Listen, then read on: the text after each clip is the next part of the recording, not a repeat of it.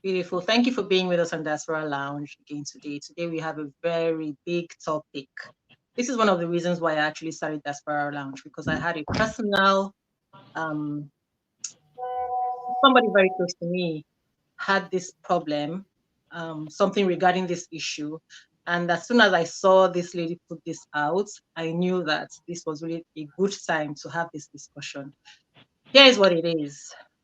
This lady, a pastor, a clergywoman, said, before you marry a man, you must see his penis, hold it, feel it, and make sure it's working.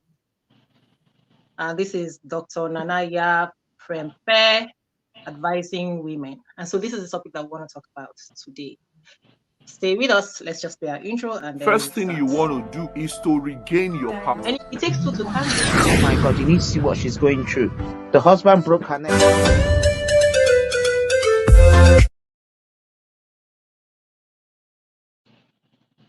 Right. So I have with me today beautiful Onye, and we have Dr. Osasere here. He is a gynecologist. We wanted to be able to have a male's perspective on this discussion because we have some questions I want to ask him. And when you brought up some things, and I knew that we really didn't want to do this without having some information from the males.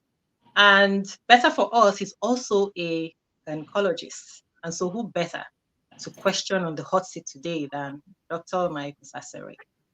Let's get into this. So you heard me in the intro. This woman said that, I already told you what she said. So let me give a little bit of a background. I have people very close to me who are in marriages where there is no sex.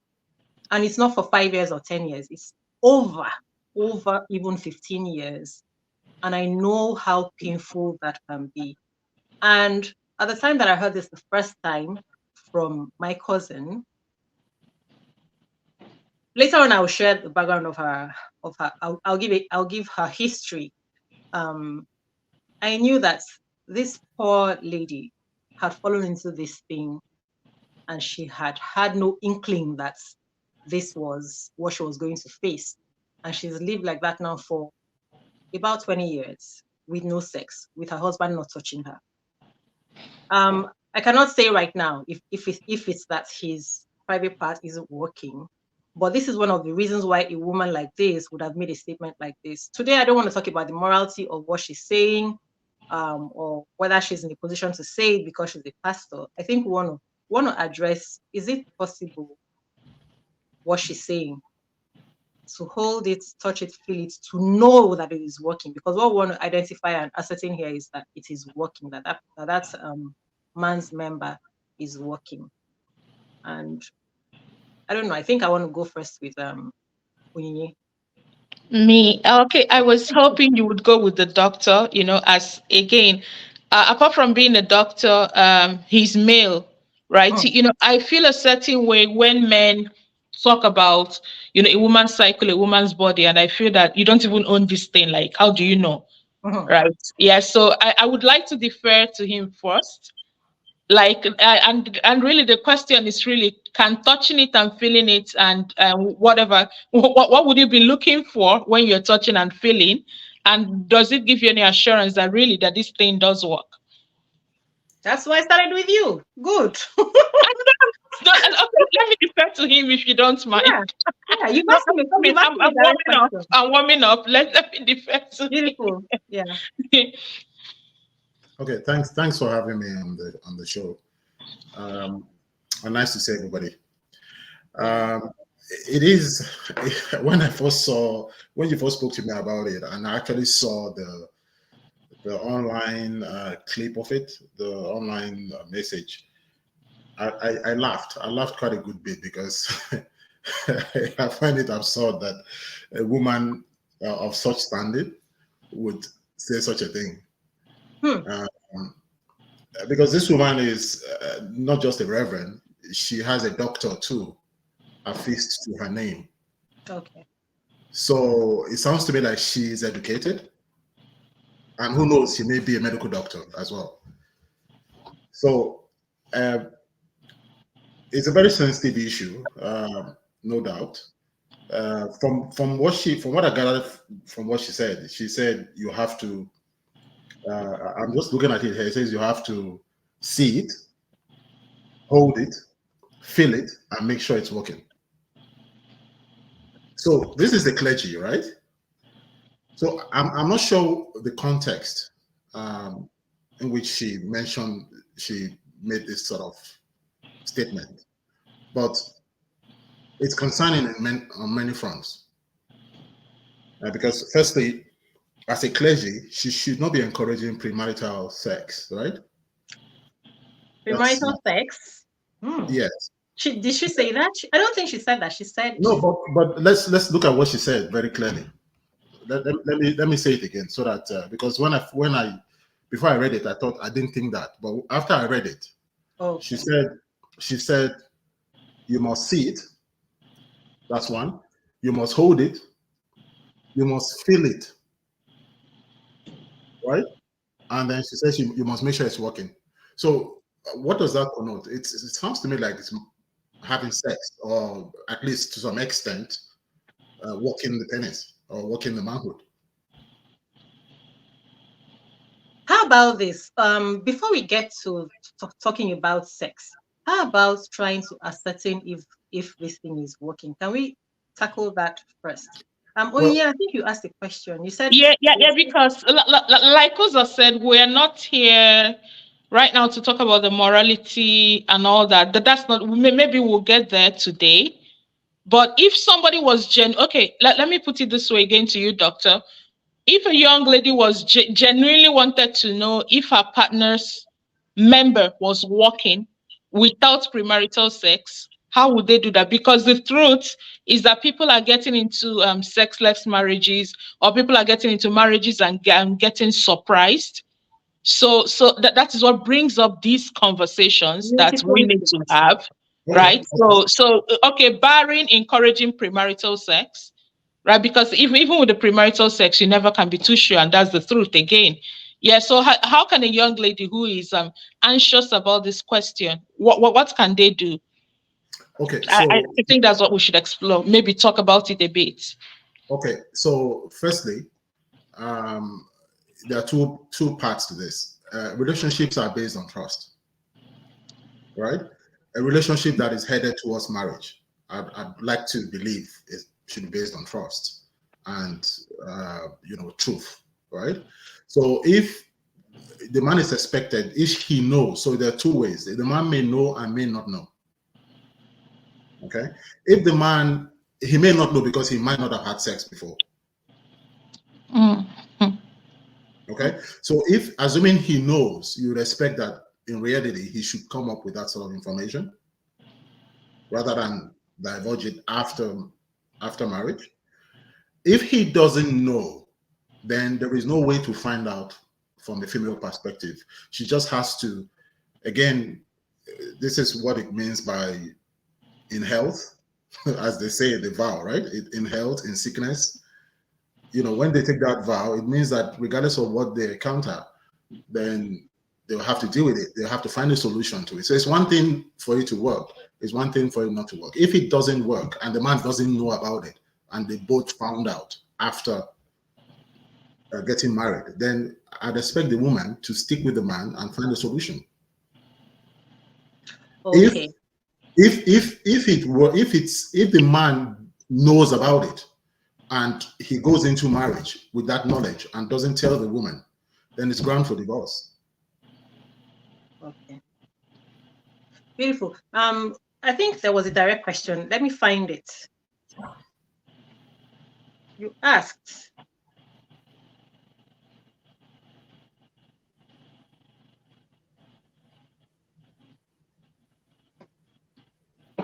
He said, is it possible? This was a question. Is it possible? Is it possible that a man will not be aroused? If a man is not aroused by you, does it mean that it is not working for sure? For sure. I think that was a question. So doctor, this question is saying, if you're spending a considerable amount of time with a guy and nothing has come up, regarding that. You've not seen any evidence that there's arousal. The question is directed to a gynecologist and to a man. Does that mean for sure that you can take it to the bank that it's not working? No. The answer is no. And there Right. are several reasons for that. You see, in this era where you have all sorts of things happening, what if the man has a different sexual orientation and he's just going by societal values to get into a relationship, get married? What about that? That means it's kind of not working, because it's equal to not working, because it's not going It to is work equal for to you. not working because it won't work for you. Yeah, that's what I wanted to say. Yeah, So, but it may work for his preference, his sexual preference. yes, Mhm. but for your So purposes, again, for what you want to know. yeah, but based on what you asked, Yeah. it's about whether it's working or whether it's not working. Is there any other way that it might not be working if it's not about his sexual preferences? Is there any other way that you might not see an arousal and yet it's working? Yes, for sure. If again, there's a mental part to it too, right? If you people are getting on, if you're not getting on well, and because there's a physical part and there's a mental part in a relationship, so for there to be arousal, there has to be the psychological part intact. The man has to find you desirable. The man has to find you attractive. So if that component is, if you like, do whatever you like. Physically, it may be working, but he may not be interested. So it's possible that you are in a relationship with somebody who just wants to get married because it's time to get married, or because you are the one available, but he's really not interested in you or attracted to you. And so therefore, there's no arousal. And so it's working, but with you, there's no arousal. So you get into that marriage. He's not interested in you, and he may be getting his needs met elsewhere. Right? Correct. That's what we're saying. Correct. Okay, that's Although that's on the deceit level though. Yes. Because I expect, again, it comes down to what relationships should hold. There should be mutual respect and trust. So if there is a proper relationship, you would expect those relationships to have, those issues to have come to the fore before she tries to find out. Like the man would have volunteered it, or she would have found out in some way while they were talking. So again, if they have a relationship, a proper relationship, it's not one that she has to find out by testing or by trying to find out. All right.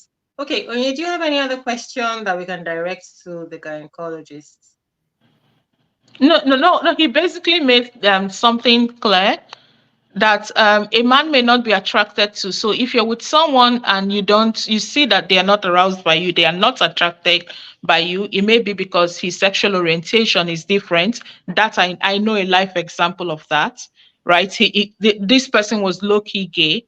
So, I mean, it was what it was. There was nothing this woman could have done for him to literally rise. So it just was never going to happen. And then that a man may not be attracted to you as a person. I have a relative who always complains that she got into a sexless marriage. Nothing is wrong with the man. He does rise sometimes. Maybe also he's the type with low libido or something.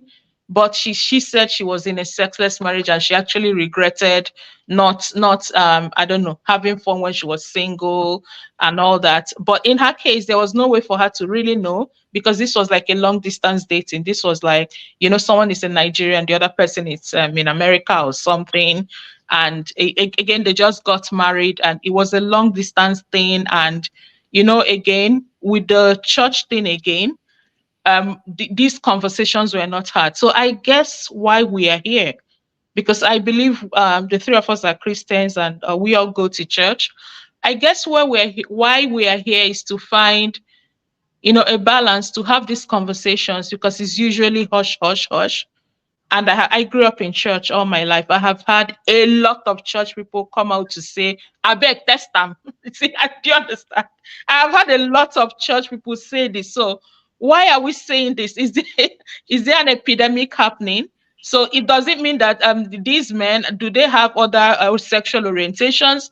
Does it mean that because of the whole church thing, we don't even gauge attraction and, have these conversations, and or are we not dating well, or why is this thing looking like an epidemic, and I guess that's what we're here to talk about.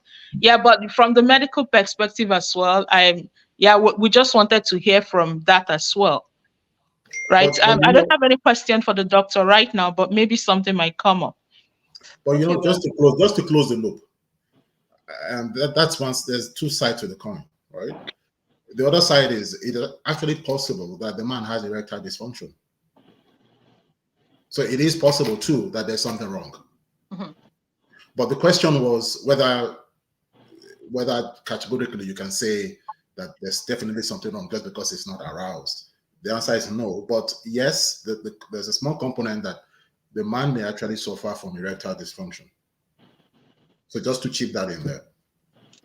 Right. I do have a lot of things to say regarding finding out whether it's working before getting into marriage.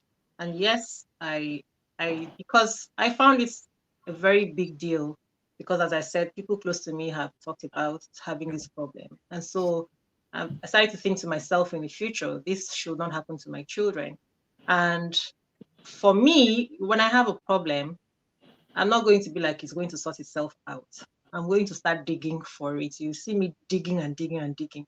And so I got into this question, this issue. What do I tell my children to do? I'm not going to answer that right now. But I know it's not as simple as saying God will take care of it. I don't see it that way. And it's not as simple as saying you have to test it, because how many are you going to test? So I have to come up with something that makes sense and is going to be reasonable. I know that I'm not going to be able to solve everything 100%, because those that will come and tell me, how much can you do? God will, yes, but I have to do my part as well. But my part isn't going to involve doing something that is going to turn everything upside down, like testing. How many am I going to test? How many are my daughters going to test? And it's not going to be like I'm going to leave it to God either.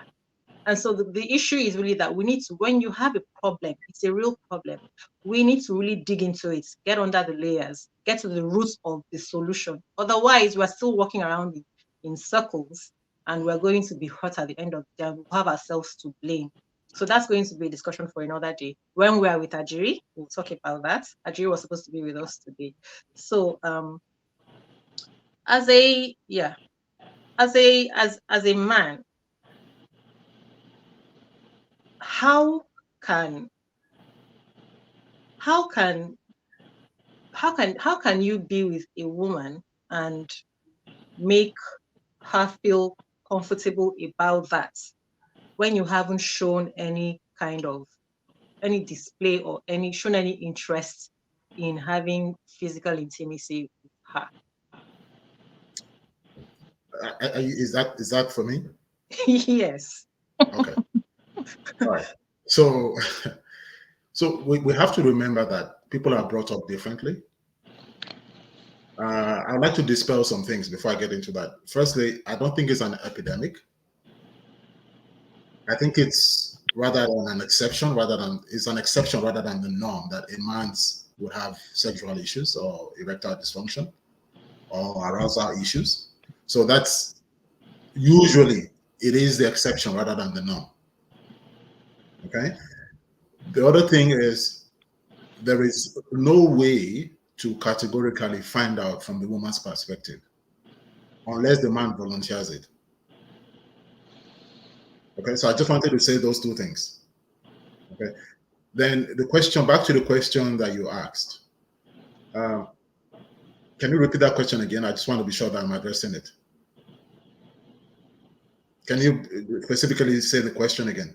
Yeah, I said, as a man, is there any way that you can volunteer making a woman comfortable without, for her to relax and know that this thing is functioning, without actually doing what this clergy woman has suggested? There's no way she's going to know, right? Yes, for sure, there's a way. So at the end of the day, everything lies with that man at the end of the day, unless the woman takes extra steps, like what this woman has suggested, or what I am going to be suggesting later. Okay, so again, people don't just go around reassuring partners that their genitals are working if it's not an issue. Firstly, it depends on the woman's perspective. Is she the type that wants to consummate premaritally? Or is she the type that just wants reassurance in one way or the other? Or are they actually talking about it? So if the woman wants to consummate and the man doesn't want it, the man they can talk it over. He can reassure her that that's not his thing to have sex premaritally. And he can find a way to reassure her that she should be at peace. She should nothing to fear. Again, this is all based on trust, right? He can do that. But if the woman wants it, most of the time she will get it.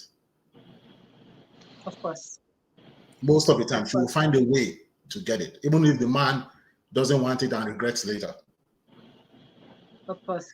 Then the other side of it is if they are both on the same page. In other words, the woman doesn't want it. She believes in waiting until they are married, and the man also believes that way. In most of the time, you get that situation when they are both Christians, when they are both brethren in the church. In that situation, again, it's about talking. It's about communication. It's about reassurance. It's about and even the woman, for instance, if she's the type that spends enough time with the man, she would notice it. She would notice a bulge, or she would notice one thing or the other. Perfect. Beautiful. Right. So we finally got here. Yeah, we finally got here. That's good. But the thing is, you see, yeah. You and I are laughing because of the way we think, right? But there are people who are, I don't know if I should use the word so oblivious or naive. I don't know if it's naive or what, but it's in the way that they approach life. So let's say as a Christian, their minds are already positioned as, I don't want anything to do with this, right? For now. And that is the way it should be. But at the same time, you are planning to get married and you know that this is part of what you actually want in that marriage. It doesn't make sense to completely close your eyes and mind to that, right? Not doing it does not mean that you should not be observant as well, right? And then if you're going for something and you really want something, then you should look at it you should look at the whole of it. And if you overlook that and decide that you're not going to pay any attention, it's like if you're planning to fail, or if you're failing to plan, you're planning to fail, is what it is. Overlooking that and you don't see any bulge, you don't see anything at all, and you just tell yourself it's going to be okay. I don't want to beat on the people who have fallen into this problem. Maybe it's just by luck that some of us didn't fall into that, right? I don't want to beat on that, but it's for other people who haven't reached this phase of life yet. You can't just feel that because I'm not interested in doing this, then it also means that I shouldn't be observant, and relax and fall into. But what you were saying before, Mike, I wanted to ask, this woman said to touch it, feel it, and ensure that it's working. As a gynecologist, you know how our bodies work. And that's what you were trying to say in the beginning, that what is this going to lead to by the time you're trying to see it and feel it and touch it and find out that it works. It is when we're going to get married, we test for HIV, right? We want our partner to test for HIV and so many different things. Is this not something that can be tested by a gynecologist? I want to know. I really want to know. You mean penile function? Yes. Like if I'm getting married, can I not say that I want us to find out about this, and then he will go to a gynecologist and find out? Well, what I know, what has been suggested to me by couples is more like semen analysis. So in other words, like sperm test. Because it may not be working. He may not be using it, right? No, but the chances are that a penis that produces semen, yes, especially normal semen, it's likely has passed the test. Yes, has passed the test of erection. Okay, is it possible Is to there a test test for on libido? erection? Yeah. Yeah, Is it because possible to for you test for libido for you, then? Is it possible what's for that? me to find out from a gynecologist about my man's libido? Is it possible? No, it's not, because libido is a complex issue. It's not just physical. There's a whole lot of Oh, right. mental. The That makes sense. psychological and all that. Yeah. There's a Yeah, whole that lot of makes sense. But psychological. isn't there a test? So there's no test for erectile dysfunction. It's just semen analysis. Sorry, only semen So analysis. That's the only thing a man so can do There before must be marriage. erectile dysfunction so test. here's the thinking. For a man to produce sperm, seminal fluid, which you call it, he first of all needs to have an erection, and then ejaculation, which produces the specimen. And it has to So be erect when that is happening, right? yes. So Mhm. you have to assume, but there's nothing wrong with premarital couple requesting for it, as long as they understand what they're doing, as long as it's an agreement. Requesting for what? This Requesting for test semen for semen analysis. Mhm. So No. I think don't you think that that's a different thing? That's when we now want to find out it's different. It's different if they are trying to find out why, fertility. if they'll be able to get pregnant, or why they haven't gotten pregnant after Yes. trying for a while. Yes. That's usually what that's for. Yes.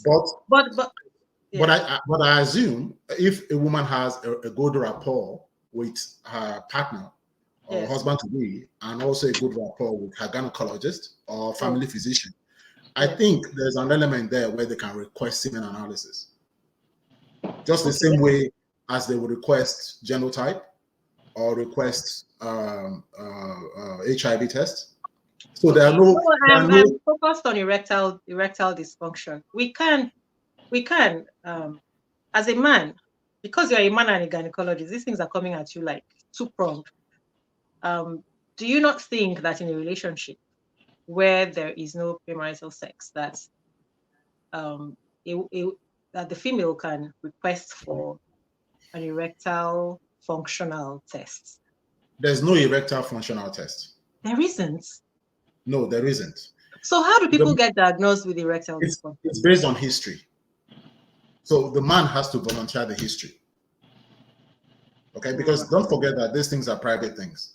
Nobody will be there to see whether you have erection or not. So the man has to volunteer it as an issue for him. Right? And I have a question, doctor. Yeah. So can you have erectile dysfunction and not know, even if you are celibate, even if you're not sexually active? Because I believe a man, there are sometimes, even we as women, sometimes we get horny, and men getting horny have a physical like manifestation. So even if can you really have that and not know? Yes, it's possible, and here's why. Yeah, I'm curious. In a society such as ours, take for instance, if a man grows up in a church, all of those feelings, those sexual feelings, can be dampened. Yeah. Right? He may not even be thinking in that direction. Yeah. And even if he has erection, it will either be in his sleep where he ejaculates, or in the morning when he has urine in his bladder. So you can have all that and still have erectile dysfunction. No, but most of the time, if you have, most men are aroused in the morning with, when they want to go and pee, when they have a full bladder, you see the erection. Most men. Yeah. So even that does not. So even that does not mean dysfunction. That's what you're saying. So you can still have that and still be, I don't know, still have erectile dysfunction. If you're with him in the morning and you see that, you can't assume that means that he doesn't have erectile dysfunction. You can't assume, because sometimes the man may have erection and gain penetration in the vagina and go limp while in the vagina. Okay, no, that's a different. Okay, no, it's still the same thing, actually. Yeah, and that's why. That's the only reason. I'm sorry, doctor, for cutting you short. And that's the only reason why I wouldn't agree with the whole see it, feel it, and touch it, because maybe it stood up when you touched it, but it still doesn't mean he's going to do the actual work. You have to remember that. Yeah. So no, that's quite complex now. Erectile dysfunction is anything. No. This is how erectile dysfunction goes. Erectile dysfunction is failure to achieve erection or sustain erection. Okay. Achieve So or that means sustain. we're looking at two different things now. We're looking at two different things now. So no, it's the same. No... They are to different degrees. Oh no, the reason I'm calling it two different things now is because you can find out that an erection can be achieved, but if you haven't actually seen it at work in quotes, then you have no proof. The rest of it is going to be sustained. On trust. The rest of it is going to be on trust or on experimenting it. That's what you're saying. That's what it is, right? So the only way premaritally to find out, yes, that's what the only way to find out for any woman premaritally is there are two ways. Either the man volunteers the information, and together they work on it, or she experiences it herself. So in that case now, right? If we're saying that he can't, if he can have an erection and cannot sustain it, he's not likely to. Well, he can still ejaculate because he can have. So if we send him for a semen test and he goes and does something very quick, he can still ejaculate, but it doesn't mean that he doesn't have erectile dysfunction. But no. Here's why a semen test. Here's why a semen test might answer the question to some extent. For you to achieve a semen sample, you should be able to achieve erection, sustain erection, sustain erection, and then produce the sperm. So in some ways, doing a semen test with a sample that a man can produce is, to some extent, it proves in some way that the man is okay, erection-wise, and sustaining it. Okay, beautiful. Onye, does that give you some relief? When you think I totally understand. Okay, so now it makes this problem multidimensional, and that's why I said I'm not coming at the clergywoman out of morality and all that. I mean, I have always thought that there's some conversations we should have in Christendom, and we're not having them. But I'm coming to her like, erectile. So if we are talking about having an erection and sustaining it. Now, having an erection, okay, you touch it and feel it. The erection is there. And you say, "Oh, thank God, it's there." But we are not even talking about sustaining it. You're not even sure about that yet, because we have something like premature ejaculation, right? And now in marriages, I also hear that okay, he's able to have an erection, he's able to ejaculate, and if his sperm samples are good, you can actually get pregnant. But he doesn't stay long enough to satisfy you. That is another dimension. So, but you're able to have children, right? So because when he ejaculates, you have children. So it's multidimensional. Yeah, what are you saying? Hold on. You are able to have children, but that doesn't seem to answer the whole question, because a woman has to be satisfied too sexually, right? Exactly. So even though the man penetrates and 30 seconds later or 20 seconds later he produces a sperm, yes, you can get pregnant, but you may still be left honey. Yeah, that's a different conversation, right? So no.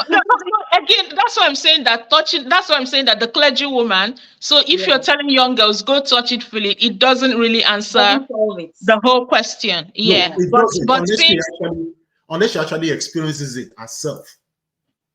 That's the only way she can really tell that my man is strong or my man is weak or my man is not that lasts for 20 seconds or my man lasts for 40 seconds or it lasts for 20 minutes. The only way to tell that is to objectively experience it from the woman's perspective. So then you need to know what you are going to confirm when you touch it and feel it and see it. You need to know that this is all you are going to be able to confirm. This doesn't give you all. No, but hold on. Because there are other things. She's going to have sex because it doesn't stop there. It's a continuum. So if she touches it, feels it, it's not going to stop there most of the time.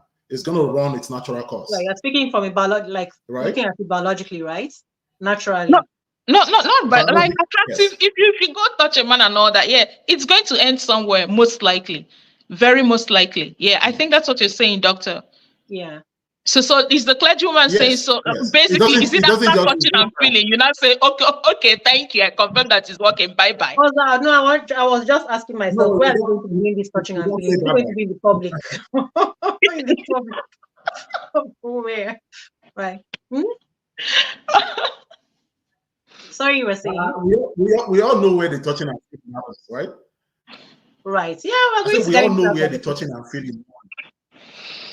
But at least we know that when we have gone for that sperm sample, at least we know that it's possible that he doesn't know that there's even a problem. If there is a problem, at least we know to this extent he's able to have an erection and to maintain it enough to get this. So when we get into that marriage and we now find out that he withheld it, that's a completely different story. We're going to have a different thing we're That going to one, have. Yeah. that one is But deceit. yeah, but it's possible that he can. So once we can confirm this, can get this sperm sample, that tells us that at least basically things are okay. Then we can solve whatever we find later, right? Yes. So the man being able to produce a sperm, a normal sperm analysis, a man that has a normal sperm result has answered 3 questions. One is able to have an erection. He's most likely able to sustain it. It doesn't talk about the duration, but he's most Right, likely able to sustain it. And right. he's most likely to also say that he can impregnate his wife. Okay. So that's good. We know that with some of us, he's not going to escape because we're going to find out if we see any anomaly later. We're going to know whether he was withholding this information or whether it was innocently that he just didn't know. So that's another conversation. But I think for the purposes of this statement that this lady made, is there any other question that we want to put forward? Onye? No. I think honestly, I think we've talked about it. Right. Doctor, is that something that you want to share with us? Yes. I feel that the focus should be on healthy relationships and communications, because that's actually We can't force people who don't believe in honesty to become Yeah, honest. exactly. I wanted to say that, the doctor, it seems to me, I may be wrong, that you're leaning towards the ideal. Unfortunately, the streets are rough. The but streets you are know rough. what? I must But you say know what? that. The But you know streets what? are rough. So we're The looking ideal. for what should the couple do? Yeah, you see, all these things should be there. Trust should be there. All that should be there. But I'm sorry, they are not always there. And that's why we So have if all the you're problems to, that we yeah, have. advise Yeah. a young couple and all that. So how should a young woman or girl or even a man look out for herself? What tests can we do?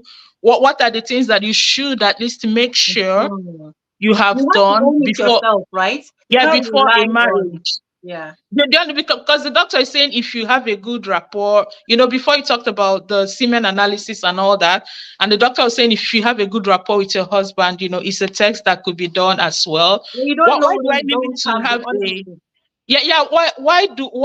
Why is it even assumed that? Why am I marrying somebody that I don't have a good rapport? Why is it like if? Why can't I say I want us to do a semen analysis? Is that bad? We Like, should. No, do it's you not. understand? Why So is that that we like a whole normalize new? that. If you have a good rapport, I'm thinking of Yeah. how to tell him like it's That's why one we have huge this thing in conversation. this Okay. 21st century. Can That's I, Why? why can we have this I, can I, conversation. okay. Can We I, can begin I, to can I, normalize those things that ought to be in place. okay. Exactly. Why is it a different conversation? Okay. Just 1 second. Can I just say something quickly? Mm-hmm. The trouble with towing that line is, where does it stop? Now, I'll What give you line? What line is that? that line of Test before marriage. having a rapport and doing a semen analysis before marriage. Yes. Because Mm-hmm. Yeah. one can also say, I want to test to make sure that you don't have gonorrhea. Of course we should. We should. Hold on. Or he can even say that he wants to test to make sure that her womb has not been damaged from possibility of abortion. Yeah, why not? Okay. I'm Now, game for me. these are social grounds. Okay. No, Most doctors. it is important to him. No, You have to know that he'll be able to. allow him. Most of the time, as a gynecologist, I will not do those tests for couples. Oh, why is that? It's not necessarily. It's going to based on certain circumstance, based on request, and the indication has to be very clear, because before we do all those tests, we normally do those tests for people that have tried to get pregnant and they couldn't. Okay. So, until we get to that juncture of trying to get pregnant and couldn't, then we now begin the investigation. So yes. if I want to enter the marriage with a marriage with my partner on a clean slate, all cards on the table, unless there was already an issue in the background. For instance, I'll give you. Not necessarily, doctor, because the lady necessarily. Okay, but let's allow him. Doctor, are you Nigerian? Sorry if I'm. Are you Nigerian? Yeah, okay. Mm-hmm. So just 1 second. So unless that we already know that they already have a partner history, like for instance here, for example, if the man has congenital what they call cystic fibrosis.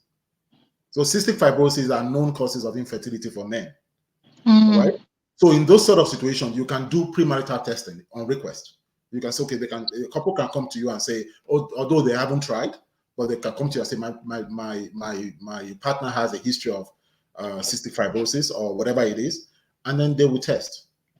Okay, even though they haven't tried or they haven't had sex, those ones are different. So it depends on the context. So that's why I said the rapport is important.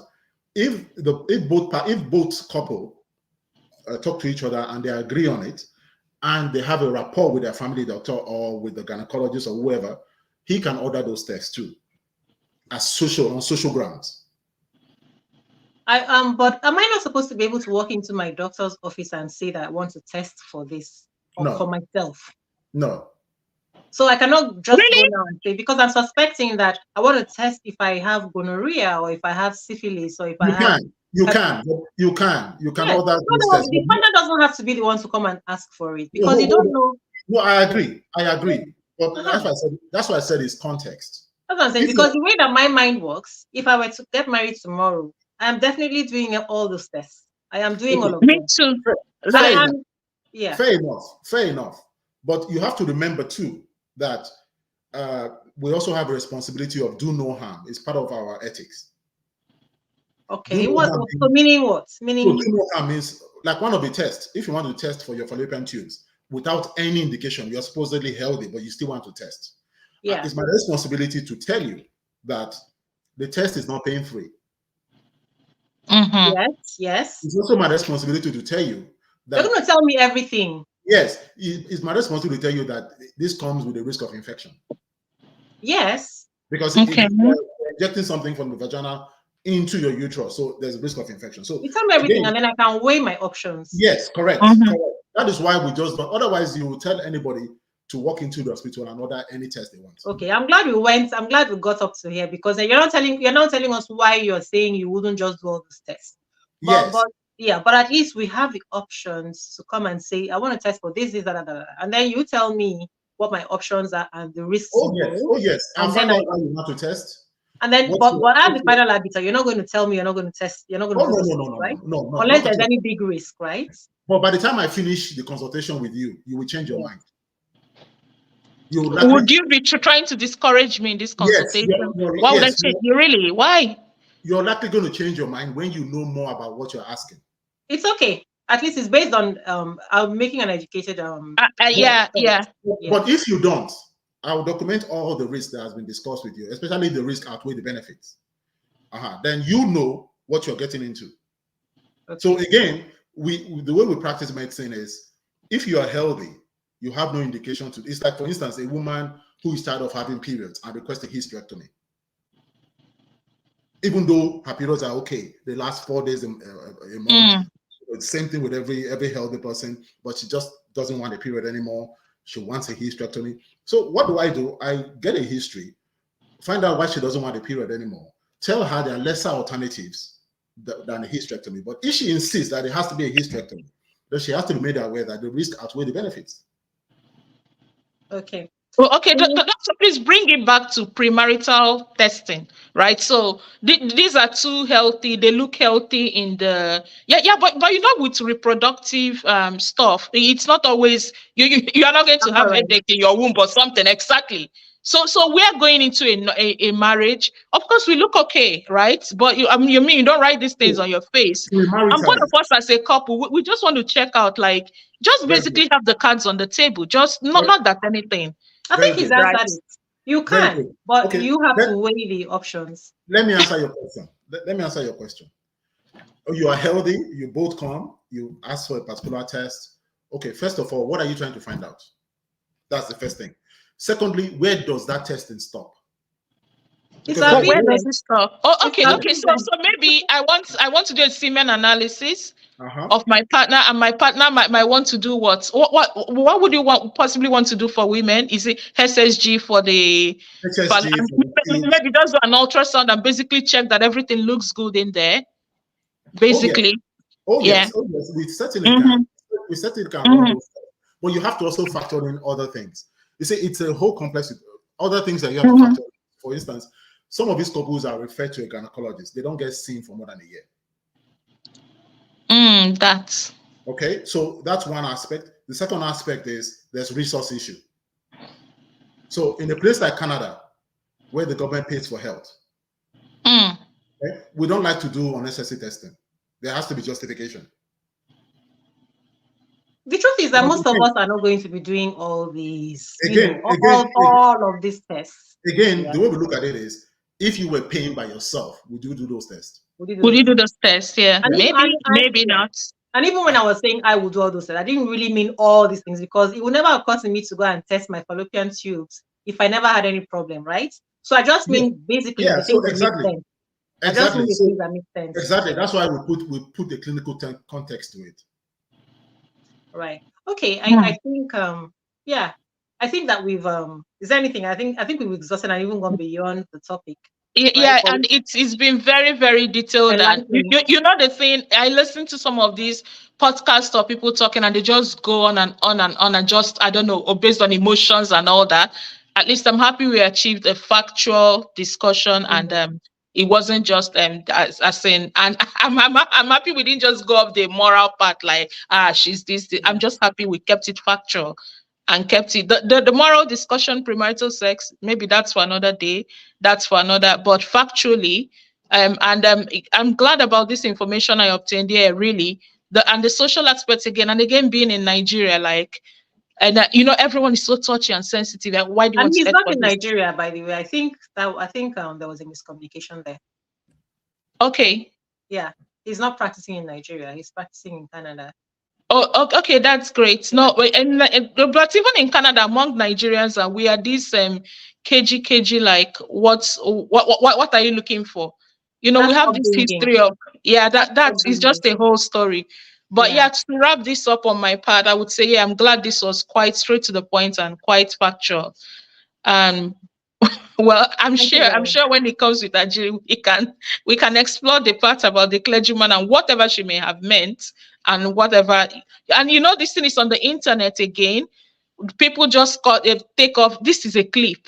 We Oh didn't listen I'll to send the you whole I'll thing. send you the video. I'll send you where I was going to send it to you and I forgot. I'll send Yeah, it to you. it would be nice to put a context to it. Yeah, context exactly to even know what it was she was driving at. Yeah, but either ways, I love how this conversation went, and well, it was great. Thanks for coming on, Doctor.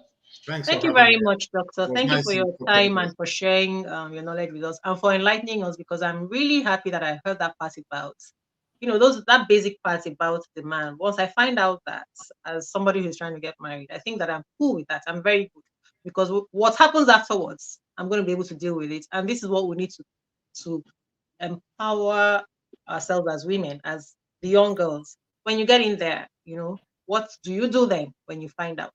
Because like I said, my cousin has been there for 20 years now, and it's like she's married to herself.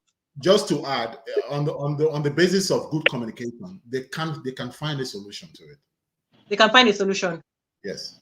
Well, it depends on what's happening, because sometimes the man has tricked the woman, because in this case he actually did trick her, because actually he doesn't want anything to do with her. They live under the same roof, like they don't live together. That one is deceit, and the woman is justified to leave him. Yeah. So, but then when your upbringing has been such where you don't, well, anyway, that's a different story. So, well, there are many brothers in church who are perfectly healthy. This topic is getting hotter. I really need to leave now. I really need to leave now. Yeah. Okay. All right. Let's end it. Thank you so much. All right. Okay? Thanks for having me. All right. Bye then. Take care. Bye. All right. And thank you for being with us on this episode. Thank you. I hope that this has been enlightening and educating. It has definitely been for me. I'm sure that there will be people who will take something away from here and be able to make better decisions based on what they've learned from our discussion today. Thank you for staying with us on Diaspora Lab. Enjoy the rest of your day, your week. Bye-bye.